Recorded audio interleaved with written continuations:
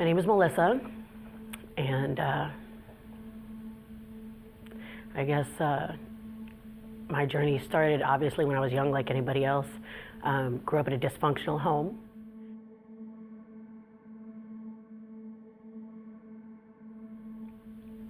My parents were abusive, drinking, kind of a broken family. We looked really good on the outside, real ugly on the inside when the lights went out.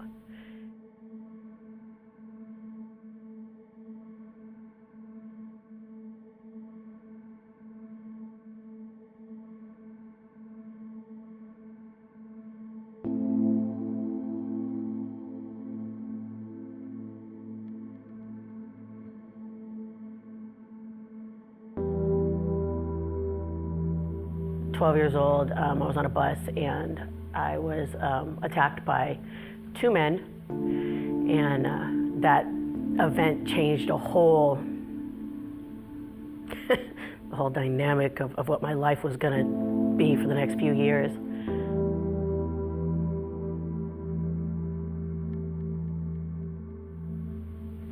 Started selling dope, getting high.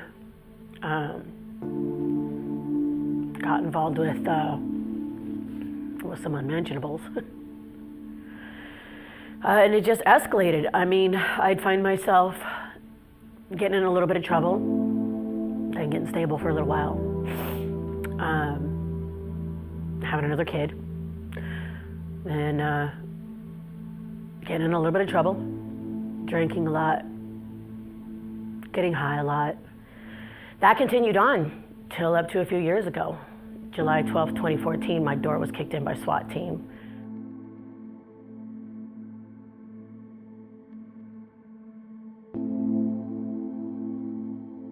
Saw the red beam coming up to my stairs, and it was just surreal. Like, I just kind of stopped at that point, and I just knew that I was gone for 20 years at least.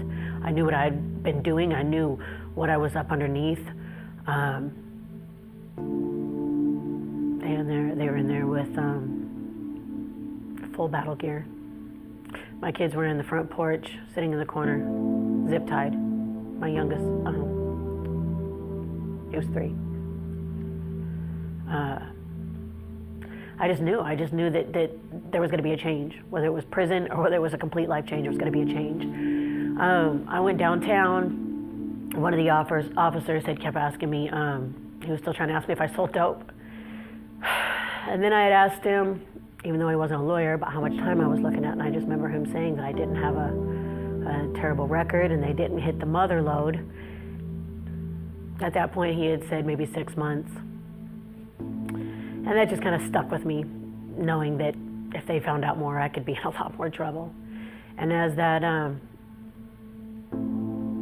process continued, I was locked up. I was in Douglas County for about 7 months, getting 4 years intense probation, SAS probation, and I had already spent 7 months locked up, so that would constitute as 1 year. I didn't have to go to prison. Yeah, I was blessed with being able to go to the Lydia House and do the program there. It was either that or go to prison.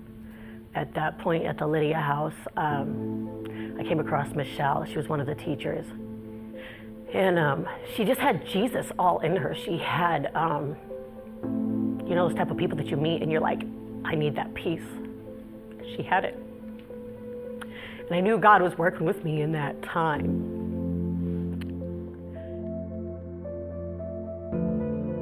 I always make a joke that it was 6-inch heels, Coach purses, and Jesus.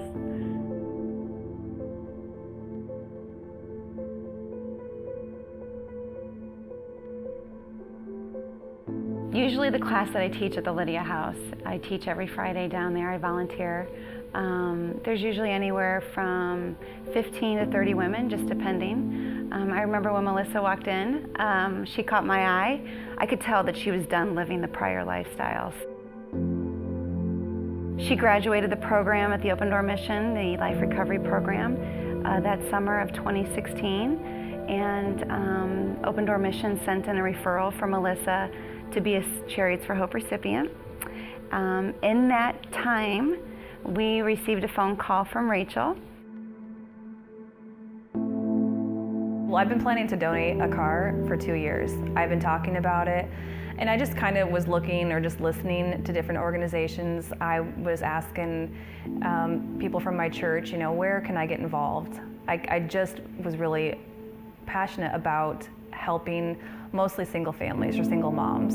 I gave up one day and then I went back the next day and searched again, and I came across an old video that a news station had done on Chariots for Hope, and I watched it. And so I picked up the phone and called and got Michelle with Chariots for Hope. I said, I have this car, I want to donate. And we connected, we met up, I think a few days later, they came to my house. And the minute we picked up that car, I literally called Jason as we were pulling out of Rachel's driveway. I'm like, oh my gosh, this car has to be for Melissa. She's right in line. She was next in line.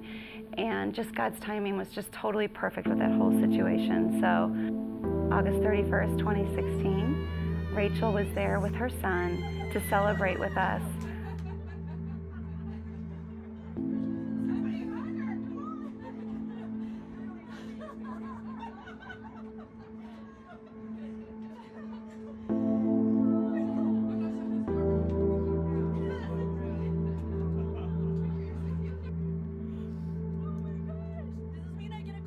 This Honda allowed me to just continue what I was doing. So I was back and forth from Council Bluffs to the other side of Omaha. I was, I have 4 kids with me, so I'm picking them up, dropping them off, going to games. So this car enabled me to move forward, but I still felt like I was, kind of going this way. And I'd still touch base with Michelle here and there. And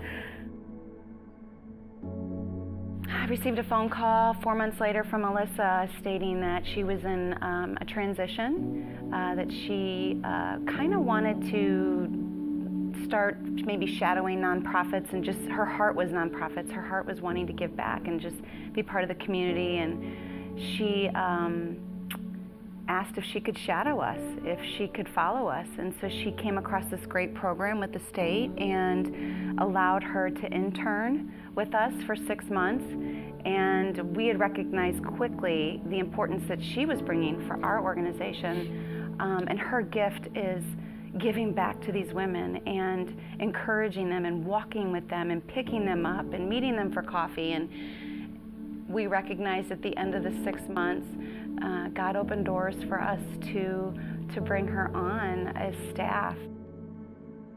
August 31st, 2017 is when she officially came on to Chariots for Hope. Peer specialist is what we hired her to be. And it starts with her, it starts in orientation. When these women come in, we're still vetting them out. We sit down with them and we get to know them and we make sure they understand the program. And so immediately she's part of that class and she's building relationships immediately. Because once these folks come into our aftercare program, we assign them to a peer specialist that is going to walk with them for the 6 months that they're in our program. So Melissa's interaction with these single moms, these amazing ladies that are coming into our program starts at that class. And then from that class, once they're approved, if they're approved, then we work together with the other nonprofits to get this vehicle ready for them. And so when we call it the blessing, when we show up and give the vehicle away to a single mom, single dad, family in need, Melissa's also there as well. And she's there to experience that amazing moment when they're getting that vehicle of hope. And so she's also able to go ahead and encourage them and celebrate in the joy of the moment. And then after they get that vehicle, that's when our aftercare program starts. It's a 6-month program, and within those 6 months, our heart and our mission is to build strong, healthy relationships and community for our recipients.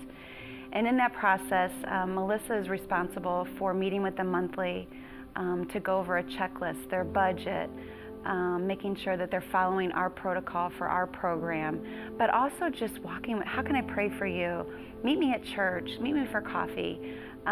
Just getting to know them on a personal level. We want to get them ready for after the warranty. We want to build a transportation plan, and so Melissa is there helping them build that plan. Melissa's there helping them to do life.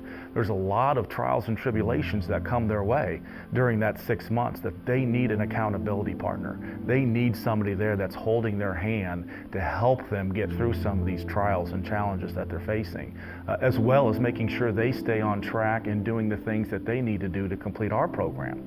Because once they complete that program, then they have a plan that they can embrace that's going to help them move beyond the warranty and keep that vehicle on the road. And Melissa's a key component. That position is a key component to make sure that they graduate with us and they have that plan in place. It's been unbelievable the value that she has brought to Chariots for Hope. Me and Michelle, before she came on board, we were interacting with these ladies and men, and we just love them. I mean, our heart goes out for them and what they've been through, and now to be able to celebrate and walk forward with them. But as we were growing and the needs started getting larger and larger, to have somebody there that not only can take that responsibility away from us, but also who's been there, who's done that. There's a lot of things that she's been through and overcome that we haven't.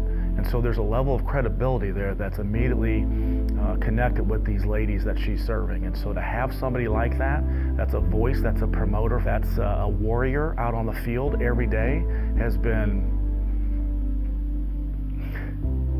unbelievable.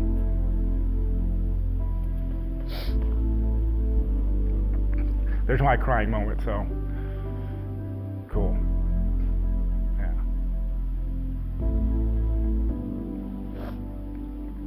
Been good. Huge blessing. And for us, it's cool to see from an outsider's perspective how big this is.